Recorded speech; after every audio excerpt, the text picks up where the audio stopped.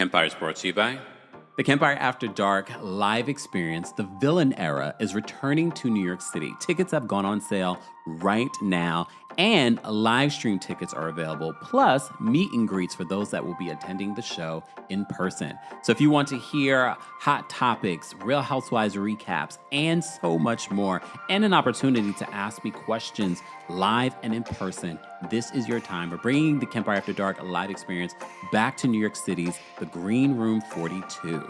More information on how you can get tickets, live stream tickets, meet and greet tickets, and more will be available in the description. Come meet me on Friday, September 12th at the Green Room 42 for the Kempire After Dark live experience, The Villain Era. I'll see you guys soon. You're listening to Kempire here on the Kempire Radio Network. It's day 4 of the Diddy trial, and a lot of celebrity names are being brought up, from Kid Cudi, Britney Spears, Dallas Austin, Michael B. Jordan. Not only that, we have to talk about the fact that Aubrey O'Day is set to testify, according to Us Weekly.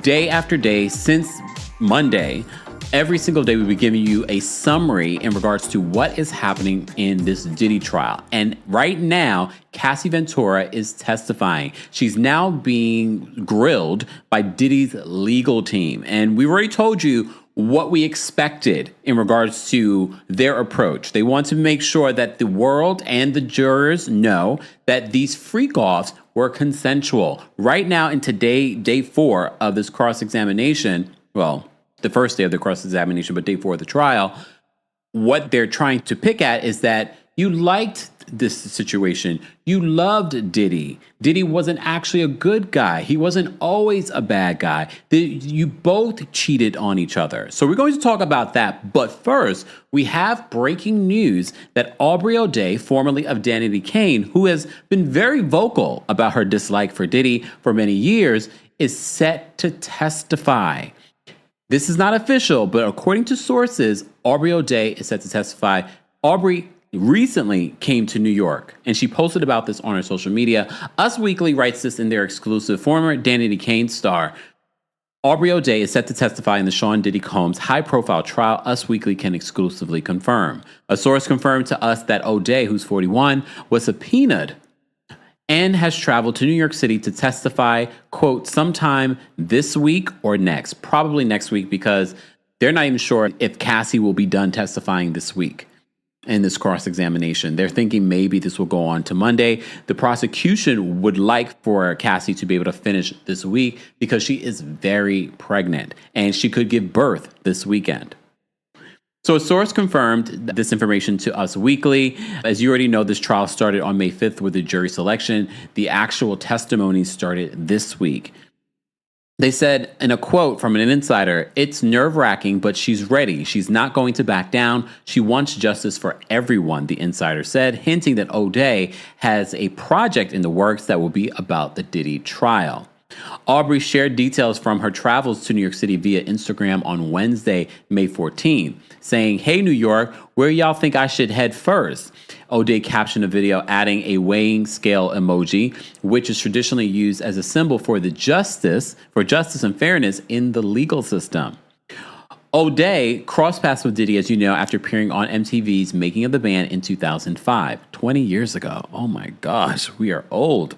By the grace of God, right? Making of the Band 3 in 2005, she became a breakout star and was eventually chosen to be a member of the group Danity Kane, who was signed to Diddy's Bad Boy Records alongside Dawn Richard and Shannon Bex. It makes me wonder if Dawn Richard will be testifying. As you know, she's suing Diddy civilly. Diddy revealed during the Making of the Band 4 finale in 2008 that O'Day had been kicked out of the group. O'Day has been outspoken about her past experiences with Diddy over the years. More recently, she spoke about the big shift in her life since allegations against Diddy started to go public. And if you watch the Max documentary where D. Woods was involved, she actually told a story about Diddy trying to get with Aubrey, which I thought was kind of weird. And I don't know the relationship between D. Woods and Aubrey today for her to share such a personal story that should have come from Aubrey. But again, maybe she got permission to share that, because Aubrey has alluded to issues and things that she would like to talk about when it comes to Diddy, but she has not said a word. about it. She hasn't written a book. She hasn't done a show yet. But maybe she was waiting for this moment to actually talk about it in the trial. So more than likely, we probably will see Aubrey O'Day on the stand in the Diddy trial next week. A lot of people are saying they started off strong. The prosecution started off strong with Cassie, but buckle up, they might have a lot more in their arsenal. All right, that is the breaking news. I want to kind of move forward from there in regards to what's happening today on the stand. As I've mentioned before in other videos, there are quite a few celebrities that are mentioned in this trial, from Cassie, from Kid Cudi, to Dallas Austin. Britney Spears was mentioned today, just because they were in these circles. Not that they did anything specifically, but they were in these circles. They were at these events. So let me just give you, shout out to our friends. As always, what we do over here is cite our sources for day 4 of the Kempire's summary of the Diddy trial. And at this particular point of the recording, they're almost done for the day. I thought I could at least get this started because there's a lot to cover. I've got my water. I hope you've gotten yours as well. Stay hydrated. And I probably would keep in my fourth wall in, especially on doing the dailies of this, recording and then editing this. I'm not going to do a lot of editing. I just try to get rid of just nonsensical ums and that kind of thing if I can. But some of that's going to be left in too. So bear with me. This is live. You know, we normally would clean cut, do all this stuff. But I'm trying to get a lot of information in that's happening throughout a full day on a daily basis to you guys. So I apologize in advance for those that might be new here and getting your news from me. Okay, so let me go through this. And again, not only do I utilize NBC News, throughout the day, I am following Inner City Press on social media, some other amazing journalists that are covering and talking about this story. I'm listening to Law and Crime to hear different perspectives. So I'm getting a full knowledge. So I will be adding my thoughts and opinions throughout. I saw Piers Morgan just did an interview with someone that alleges that Diddy is into trafficking and things like that. He claims that people have tried to take his life. So that was an interview that I listened to earlier in regards to Piers Morgan. Do I think that anything damning was said in that interview with this man who is going into hiding? He says, after this interview, I'm going into hiding. They try to prevent me from doing this interview. He says people have tried to poison him before. And he's in the business of saving people from trafficking. Nothing necessarily new, I feel, came out of that interview, if I recall, but I'm going to go listen to it again. It was like a 25-minute interview on Piers Morgan's Uncensored YouTube channel.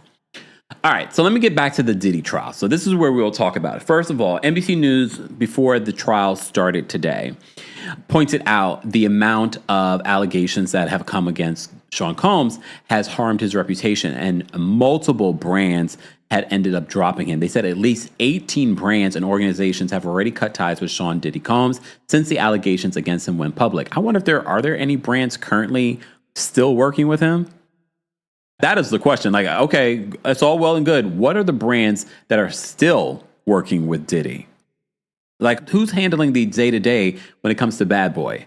And I know you're thinking, there are people signed to Bad Boy? Technically, there are. Isn't Machine Gun Kelly signed to that? Isn't Janelle Monáe record label in conjunction, her own record label in conjunction with Bad Boy still? I don't know. I haven't been up to date in regards to that. So they said at least 18 brands and organizations have already cut ties with Sean Diddy Combs. We took the key of New York back from him, and we gave it to Mayor Eric Adams. Okay. Since the allegations against him went public, before a verdict in his case has been reached, Molly McPherson, a reputation and crisis strategist, spoke with NBC News' Gadi Schwartz about the possibility of Sean's reputation being repaired depending on the outcome of the trial.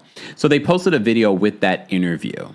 Let's take a look. And while Diddy's trial continues, so does the brand fallout. At least 18 brands, organizations have all cut ties with the music. And all the brands that they have highlighted here, from DeLeon Tequila, you remember the Harlem Charter School that he was involved in, Ciroc, Howard University, Revolt, Peloton, Macy's, because remember he had a Sean John brand with them. They immediately cut ties with him. Since the news of these serious allegations went public, and these right here, these are just some of them. It shows a pretty big shift. I didn't even know he had. Brands aren't waiting for. I didn't even know he had a partnership with Peloton. verdict anymore, and it raises the questions, can Diddy ever bounce back from this regardless of the outcome here? So here to help us answer that question is reputation and crisis strategist Molly McPherson. Molly, good to see you. Thanks so much for being with us. Is there any coming back from this for Diddy? It's very difficult because P. Diddy, Sean Combs, whatever the name is now, a liability. It's going to hurt any brand that affiliates with Diddy right now. And here's the other aspect of that. Yes, even if he was to get off in regards to these charges, what he's admitted in this trial is DV, domestic violence. He has admitted to that. There's footage of that. That alone should be something that brands do not want to work with in the future. And in the future. And I mean, Bad Boy Records, like, he's got a lot of other brands. He's brought a lot of people up in this industry. Are they all tainted by his name as well now? Yes, it's interesting when you look back when Sean Combs really became big. I mean, he embodied his brand, Bad Boy Entertainment, Bad Boy Records. It's all about the artist representing that energy, that, you know, that edgy energy. But now that type of energy and branding is really crucifying him in terms of public perception. From a brand perspective, a business perspective, that's the type of currency they no longer want. I mean, that name is a tainted, toxic name for good. So this is not a name I don't think is going to come back anytime. And mind you, remember, there was a period of time where Diddy was trying to sell off, well, not sell off, he was giving back the artists. Remember, he was giving back, Aubrey talked about this, he was giving back their royalties and things like that. And at this particular point, Aubrey says she wasn't taking it back. She's like, at this particular point with streaming, it's not worth anything. You should have given it to us when it was worth something. But maybe he knew that this was looming, and this is why he was trying to just give it back to them and make them sign NDAs where they wouldn't say anything bad about him or his mama. From a positive perspective. And there are other names that we're hearing that could come up in court. What could even the mention of their name in this type of trial, beyond some of the names that we've heard so far, Kid Cudi being one of them, what could any name that's brought into this trial suffer in terms of repercussions here? Yeah, there are plenty of people who have attended Sean Combs parties in the past that are probably worried that they're going to be brought into this. This case, even though legally the outcome is still pending, the court of public opinion moves a lot faster than the legal system. Any name that's associated with this trial, even if it's someone that was just simply at an event, they're going to be thrown into the algorithm. They're going to be thrown into that digital conversation. And that's when you don't want your name. You don't want to be in the Wikipedia annals of this case. So there's a lot of people probably sweating it right now. Wow. And I wanted to get your take, because you've seen a lot of these high-profile cases, and it is interesting to see this one that is not televised, at least. We're not seeing the images come out, with the exception of these pictures that come out every single day, these drawings. How do you think that's going? Do you think that's kind of tamped things down publicly, or is there just no putting the genie back in the box when it comes to these types of high-profile cases? Yeah, you know, there is that distinction between when you see an artist sketch versus live coverage 24/7. I mean, even comparing it to a Karen Reed trial. I mean, someone who's not a celebrity, but people get wrapped up in the court process. So certainly this is favoring Combs just to be in an artist sketch. So I think there are... But also not necessarily just favoring Sean Diddy Combs. The judge probably prefers that because it probably, they feel, will allow this process to be 100% fair. That way you can also avoid a mistrial. I mean, one element of helping to prevent something like that. People who are probably more wrapped in it on an hour-by-hour basis. However, online, conversation, news stories, people do want to know the outcome. And it's not just for Combs, it's who Combs brings into the mess and possibly bring down with him in the case of a guilty verdict. Molly McPherson, thank you so much. Thank you, Molly. All right, so let me give you the breakdown of some other things that have been happening today when it comes to this Diddy trial. So shout out to our friends over at NBC News. They write this. They said, jurors spent all of Wednesday, as you know, hearing the troubling details of Combs' relationship with Cassie Ventura, which included incidents of emotional, physical, and sexual abuse. When the AUSA attorney Emily Johnson asked Ventura why she put herself through this grueling process, the witness said that she owed it to herself. I can't carry this anymore. The shame, the guilt, what is right and what's wrong is wrong. People aren't disposable, she said. In the Sean Diddy Combs trial, social media is flooded with thousands of opinions from people following the proceedings with a heavy focus on the testimony of Cassie Ventura.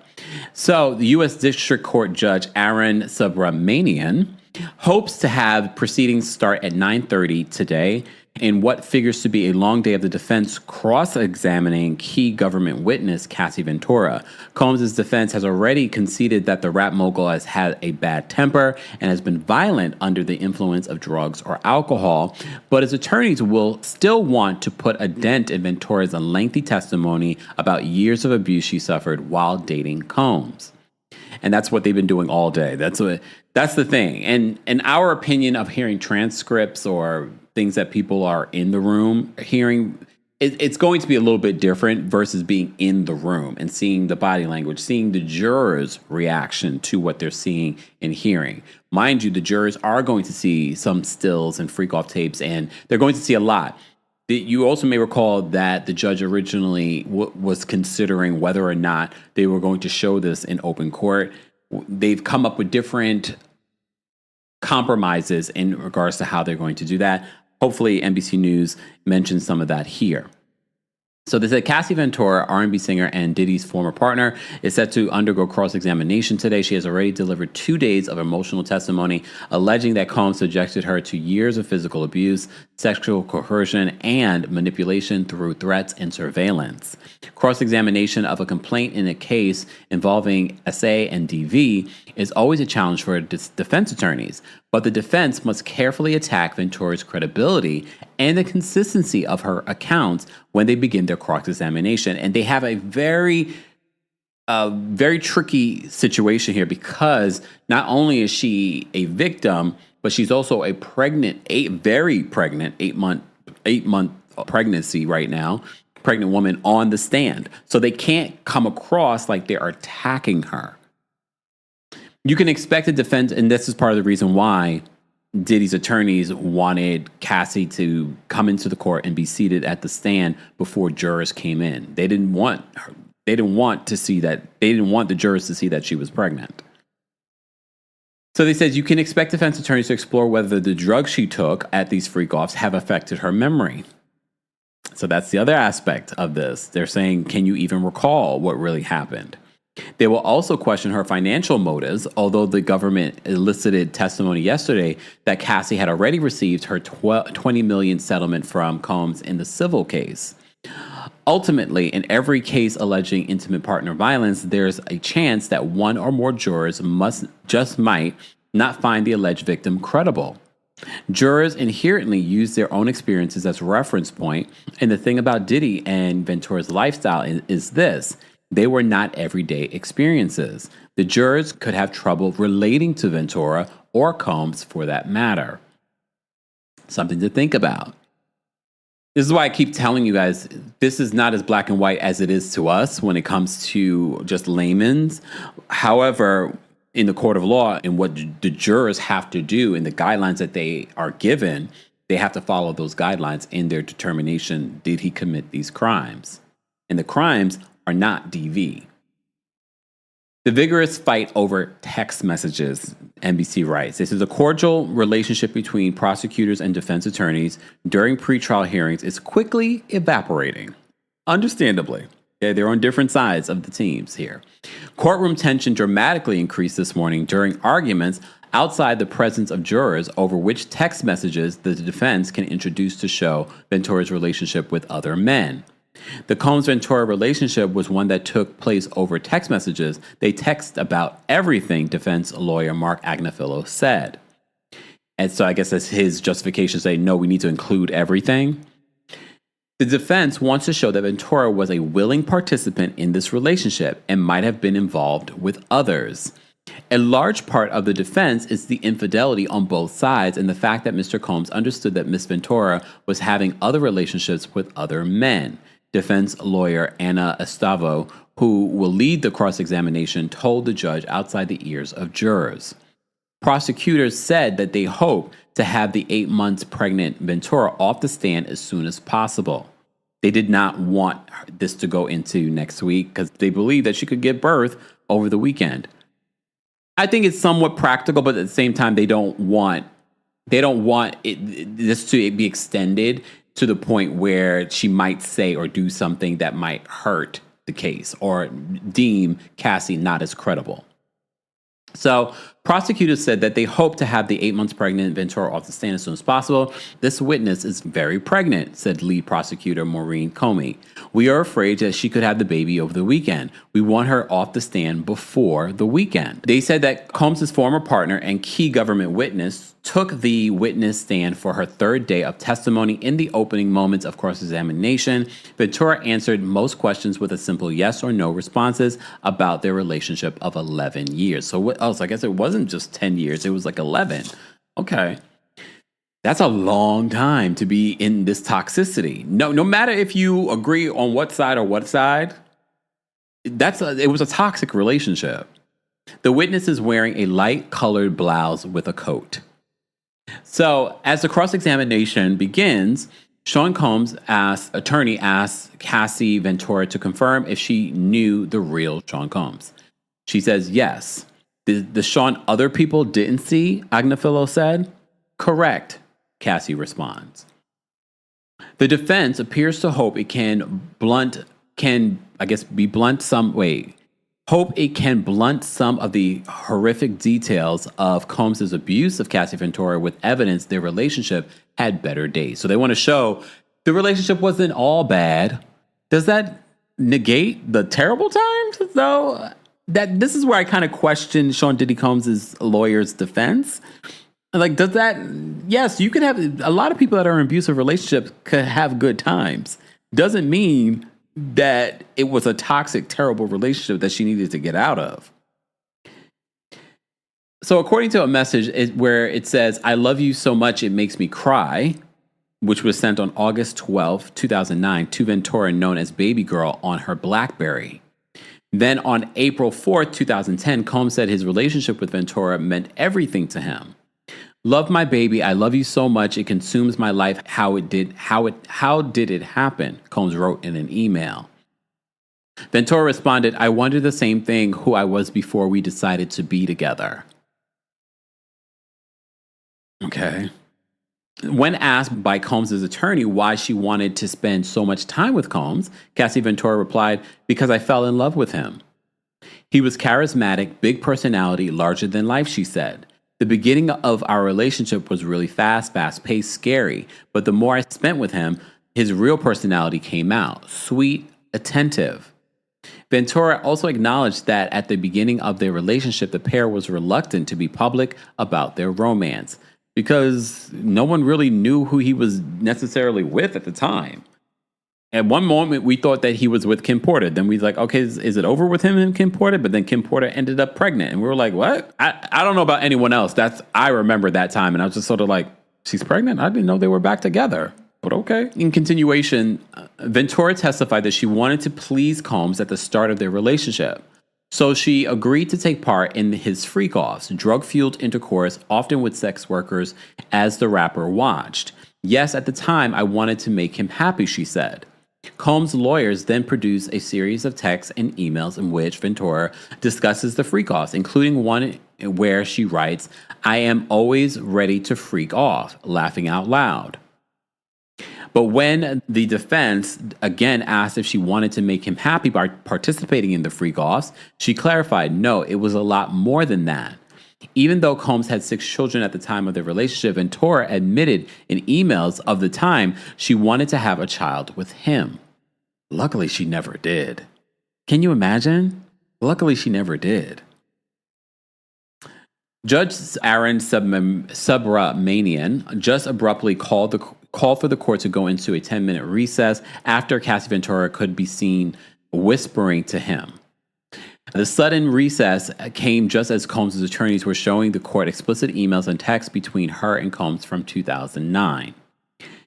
Also, she's very pregnant. Can you imagine? Like, she probably just got to go to the bathroom. She's probably uncomfortable. The baby's probably moving. An extremely graphic message from Ventura to Combs drew an objection from prosecutors, which the judge sustained. The emails and texts appear to be an effort on behalf of Combs' attorneys to undermine Ventura's repeated claims that she did not want to participate in the freak-offs. Again, I just have to remind you, this is a 22-year-old woman that's being introduced to this lifestyle that he so desperately wanted. There was also a level of manipulation. There was also a level of her wanting to please him. Sean Combs is seen in the sketch taking notes during the morning arguments in his trafficking trial in New York City. So I'm looking at the sketch that they did. So he's taking his own notes, I guess, to later relate to his attorneys, like, we need to delve more into this, or she's lying about this, or who knows. The defense, in its ongoing effort to paint Cassie Ventura's relationship with Combs as consensual, has spent the morning presenting the witness with endless emails and text messages that the couple exchanged about their sex life. The missives have been detailed and graphic. One says, "I'm so horny," Combs wrote in one of the tamer messages, with Ventura responding, "OMG, I was just about to text you the same thing." Or when Combs said, "I can't wait for one of their freak-offs," Ventura shot back, "I can't wait either." Okay.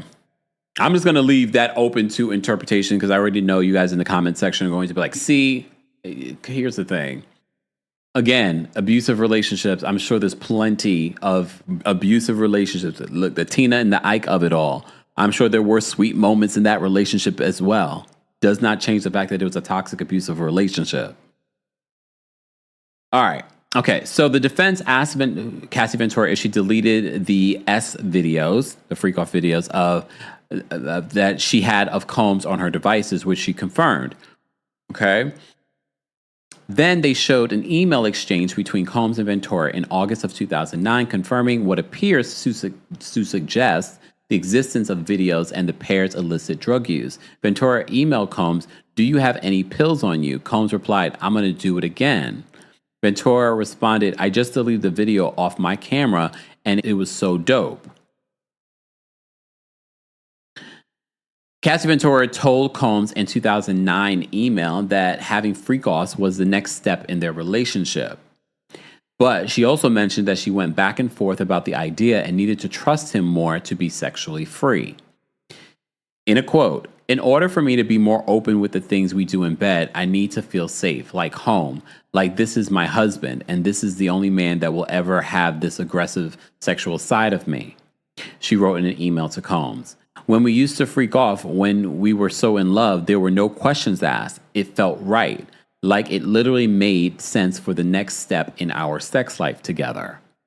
When asked by the defense if freak-offs were an important part of her relationship with Combs, Ventura responded, "It was an integral part." The defense is asking Cassie Ventura about her initial success in the music and modeling industry and what appears to be an effort to paint her as being independently rich and famous and not under Combs' control.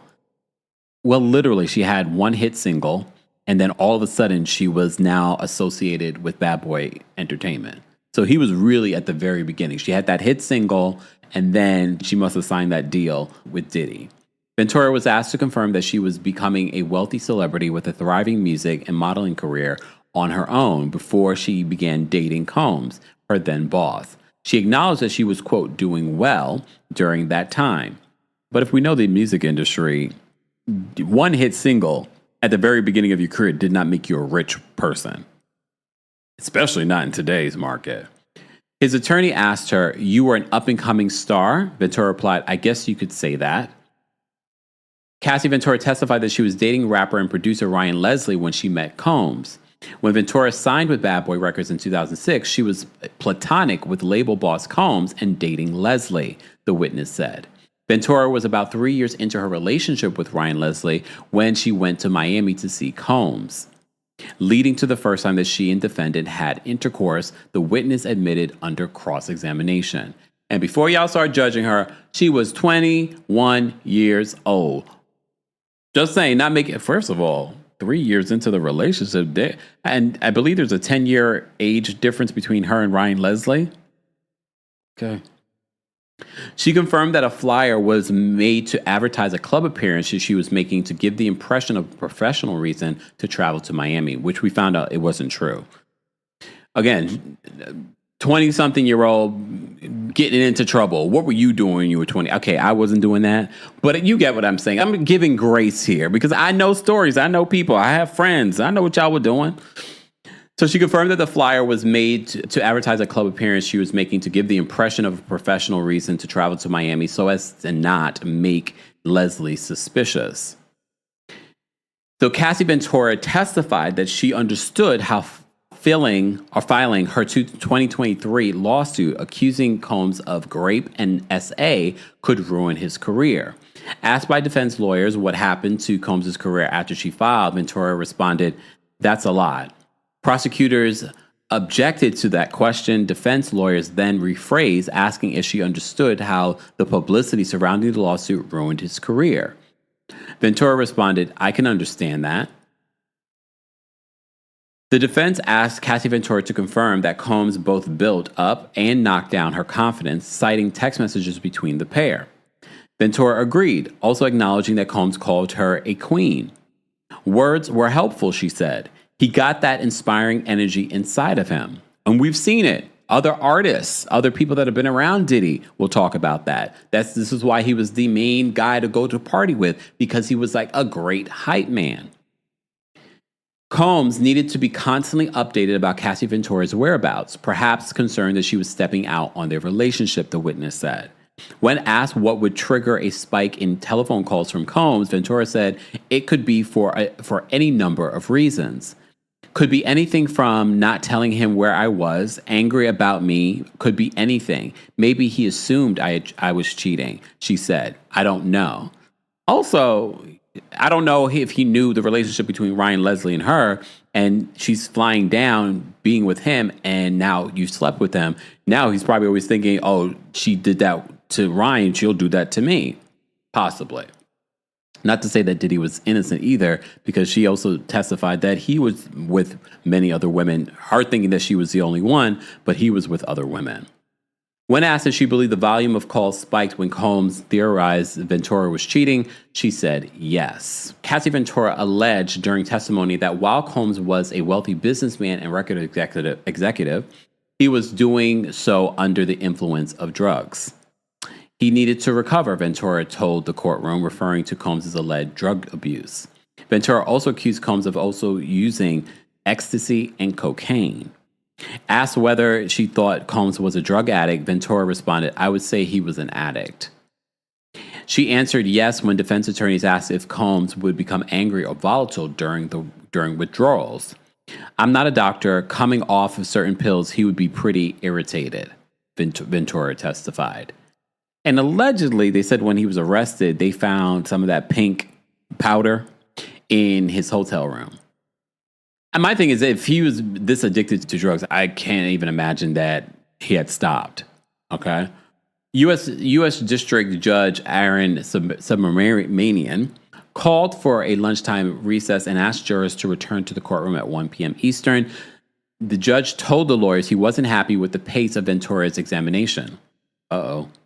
Because he wants the 8 months pregnant woman to be done sooner rather than later.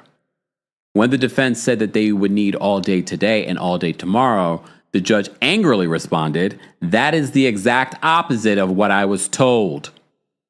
Damn.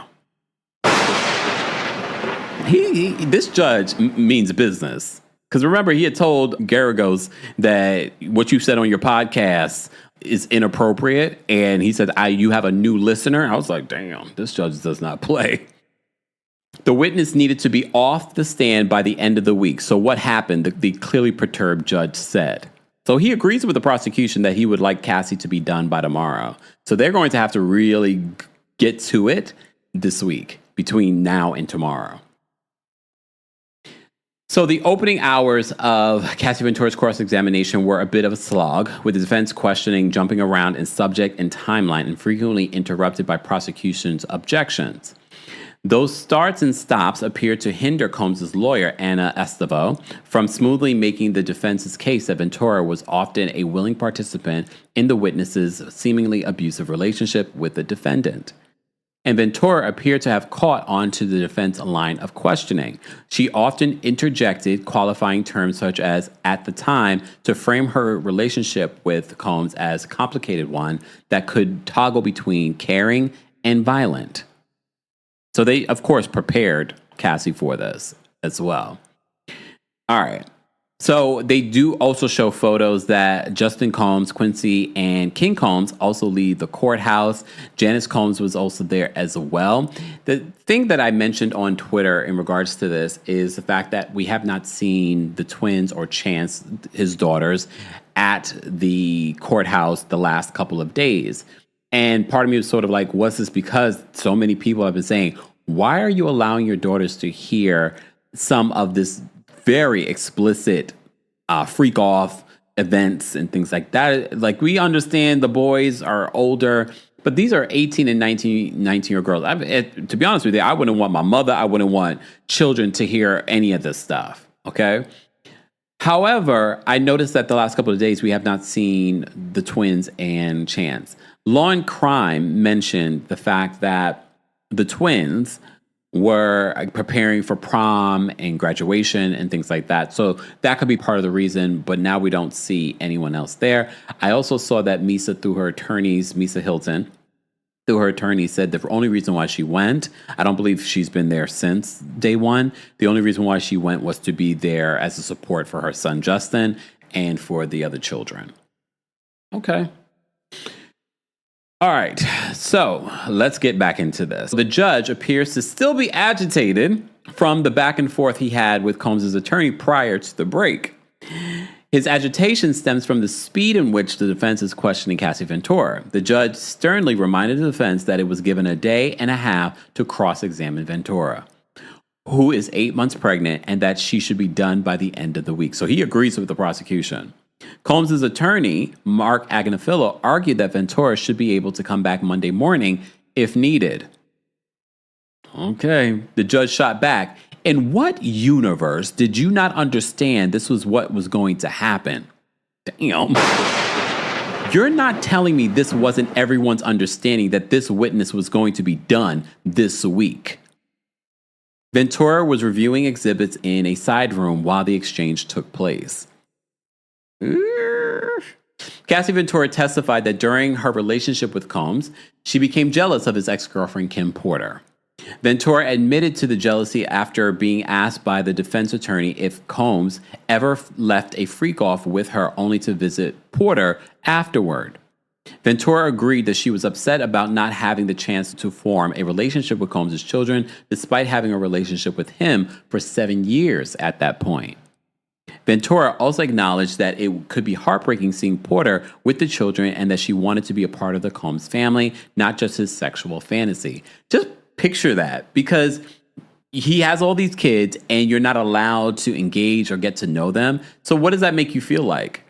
And again, for those that like to sit here and judge Cassie, some of y'all are in similar situations. It's just not a high profile individual. Some of y'all have never even met some of these people's friends, best friends, family, mother, whatever it may be. And we're talking 7 years in and Cassie hasn't been able to connect with them. Wow. Ventura said of Porter, "I had some jealousy." Cassie Ventura says that things got a little scary when Combs found out that she was cheating on him. She also admitted to being upset when she found out that Combs was spending time with a woman named Gina in 2014. Ventura said the infidelity prompted arguments. Cassie admits to keeping a burner phone while she was dating rapper Kid Cudi, to keeping the relationship private and away from Combs. And I believe that relationship with Kid Cudi only lasted like a month. "I thought it would be way too dangerous if he found out," she said. As she was dating Cudi, Ventura said that she continued to have freak-offs with Combs because to her, it was a job. Can you imagine where your head is in regards to that? Even though she was dating Kid Cudi, but she was still doing this with Sean or for Sean. When Combs found out about Cudi while going through her phone during one of the freak-offs, Ventura said that Combs attacked her. Cassie says that Combs kicked her in the back at his house after finding out that she was cheating on him with rapper Kid Cudi in 2011. When asked by Combs' attorney if her relationship with Cudi drove Mr. Combs crazy, Ventura replied, "To my knowledge, it wasn't good." She confirmed that Combs was especially offended by the affair with Cudi because of his status within the music industry. She added that suspicions and grievances over infidelity came up repeatedly throughout their relationship. Mind you, Diddy's over here with how many different baby mamas literally during their relationship. Cassie Ventura told the jury that Combs suspected her of being in a relationship with actor Michael B. Jordan. So there are a lot of names that are being brought up during this trial. Okay. Asked what Combs' reaction was to the alleged relationship, Ventura said, "I wasn't there to see it." Ventura said that she couldn't remember if Combs tried to text her about him, but he did try to make contact. When I think about this, though, didn't Michael B. Jordan date Lori Harvey? And then didn't Sean Combs at one particular point have like this relationship with Lori Harvey? Was that in order to get a dig at Michael B. Jordan? Okay. I'm just connecting the dots and speculation. So she said he tried to make contact. Cassie described Combs' reaction to her taking illicit drugs without him as explosive. Ventura added that he told his drug dealers in LA to stop giving her drugs. Cassie Ventura testified that she sent text messages to Combs' chief of staff, KK, Christina Curran, about an incident in which he allegedly dangled someone over a balcony. So we've heard that infamous story for a very long time. People speculated that it was Wale. Wale has said that it wasn't him. Ventura acknowledging hearing about Combs supposedly dangling Brianna Bana Bogolan over a balcony after the fact, but still reached out to a person in Combs' inner circle.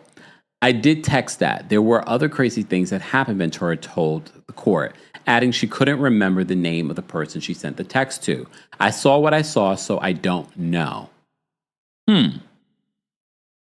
So Combs once overdosed. So this was some, for lack of a better word, tea that came out in her testimony. So apparently Combs once overdosed on painkillers, and the drug dependence fueled some of the rapper's mood swings, she said.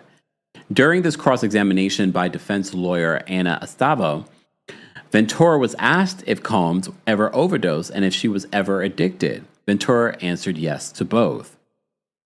And when the defense asked if Combs' mood swings were tied to pills, Ventura affirmatively replied it was a part of it.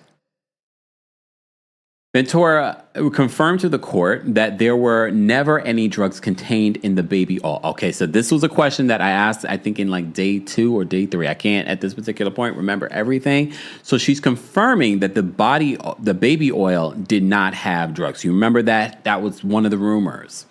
So Cassie confirmed to the court that there was never any drugs contained in the baby oil used during the freak-offs with Combs.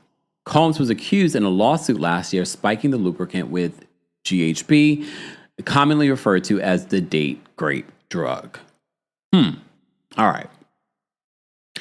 And as I take a little bit of a break from this, I do want to remind you guys, for those that enjoy hot topics or reality TV recaps, the Kempire After Dark, the villain era, is coming to a city near you.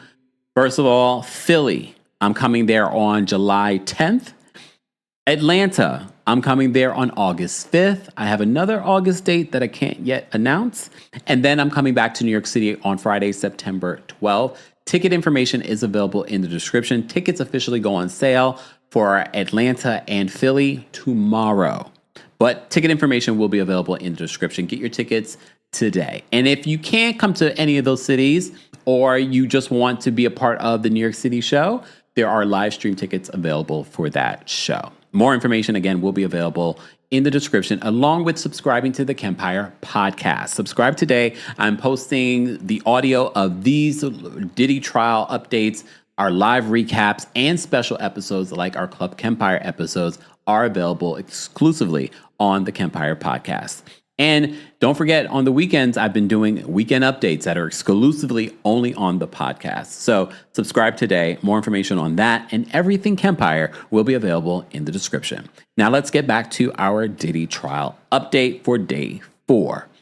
Cassie confirms that there were no drugs in the baby oil. I'm glad that there's a lot of things that are being confirmed in this trial. Remember, we were speculating that she was paid $30 million. At one particular point, they said she was paid nearly $100 million for the settlement in her lawsuit. Apparently, no. Apparently, word on the street, they only wanted to pay her $10 million. And they ended up with $20 million. Okay? So now they're confirming that nothing was in the baby oil. That's just what the conspiracy theorists were just putting out there. Not even just conspiracy theorists. A lawsuit literally said it.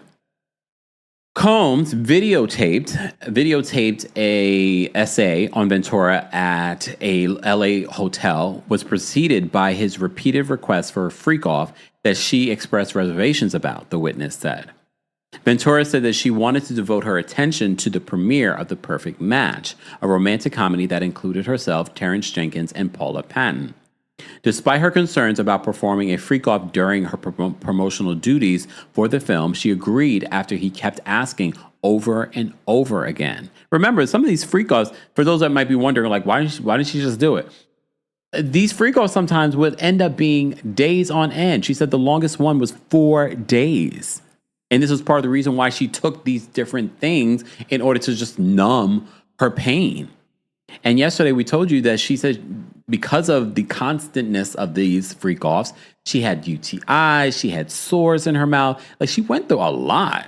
Cassie Ventura told the court that Combs expressed concern about getting caught in the Matrix, their code for getting too high during freak-offs. Ventura proposed a shorter freak-off session at the Intercontinental Hotel to avoid getting too high before her film premiere. A Matrix is like the high, and we would be getting too high for anything sexual to happen. There would be no performance, Ventura said during court. They continue, it says Cassie Ventura was asked by the defense if she took a bad batch of MDMA, which is ecstasy, at the Intercontinental Hotel in Los Angeles Hotel before Combs was caught on camera doing what he did to her in 2016. Ventura responded that she didn't recall exactly what she took or how the freak-off began at the hotel. That testimony brought an end to a grueling day of cross-examination that will continue Friday morning. So U.S. District Court Judge Aaron Subramanian is urging Combs' lawyers to wrap up their questions for the 8-month pregnant witness.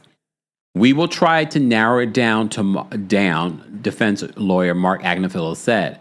This is a critical witness, and I will come back in the morning and give you an estimate. It is an important witness and a very important case, is what he says to the judge. Well, look, he's got to push back. His job is to defend Diddy, and they want to be able to keep her up there because they probably have a whole lot of questions. They want to build a case against Cassie and to make her out to be this person that is not credible. And she is a key witness in their case. Some may say, a lot of legal experts have said, she is the reason that these federal charges were brought against him. So they want to discredit her. They discredit her. They pretty much wrap this case up. But we shall see. Again, the prosecution bringing Cassie out so early on could be practical, or it could be we have a lot more. And just when I thought I was done, let me come back, because not only will Aubrey O'Day be testifying allegedly, we don't know yet. They said that Dawn Richard is expected to be the next witness for the government. I remember I said that, I think it's in yesterday's video. They said Dawn Richard, a former member of the group Danity Kane, is expected to take the witness stand on Friday once lawyers finish questioning Ventura. I don't know if they will get to Dawn Richard. If they're trying to finish up with Cassie, I don't think that she will be testifying tomorrow, but definitely next week. So they said that Dawn Richard, a former member of the girl group Danity Kane, is expected to take the witness stand on Friday. Once lawyers finish questioning Ventura, prosecutor Maureen Comey said Richard last year filed a lawsuit against Combs accusing him of groping, assaulting, and imprisoning her. Here's the thing. I said this yesterday that possibly that Dawn Richard could be testifying because, remember, she said in her own lawsuit witnessing Diddy punch Cassie in the stomach at a dinner. I'm not 100% completely surprised. Guys, as always, let's continue this conversation in the comments section. I want to know your thoughts and opinions on day 4 of the Diddy trial. Thanks so much for watching and for listening. Thanks for tuning in to Kempire here on the Kempire Radio Network. Don't forget to give the Kempire 5-star review on Apple Podcasts and on Spotify. And as always, for more information on everything Kempire Radio Network, head on over to KempireRadio.com.